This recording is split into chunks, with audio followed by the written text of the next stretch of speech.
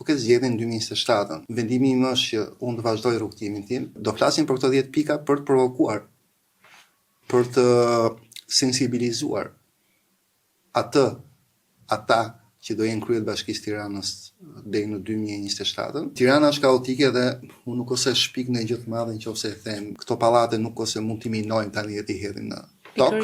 Nuk mund t'i bëjmë nga e para, kjo gjë është bërë. Kështu që në kushtet që ne jemi, një menaxher i mirë është ai që gjen zgjidhje. Duke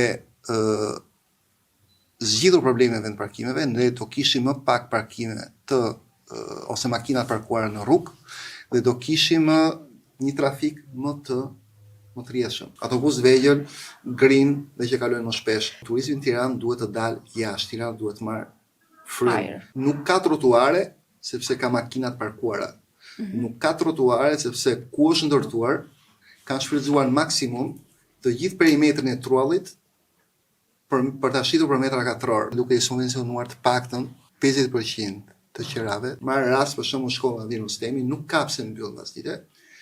Duhet që t'i vihet në dispozicion fëmijëve. Indeksimi i pensioneve nuk u bë, dhe ata ngelen si në kurth, le të themi, atë jeni një numër. Këtu do jeni një emër edhe mbiemër, dhe nuk është pak. Kur t'jemi gati për në zgjedhje, të kemi dhe një, le të themi, nuk them për simpatizant, po të kemi një ekip qytetarësh mbështetës për rrugtimin tonë.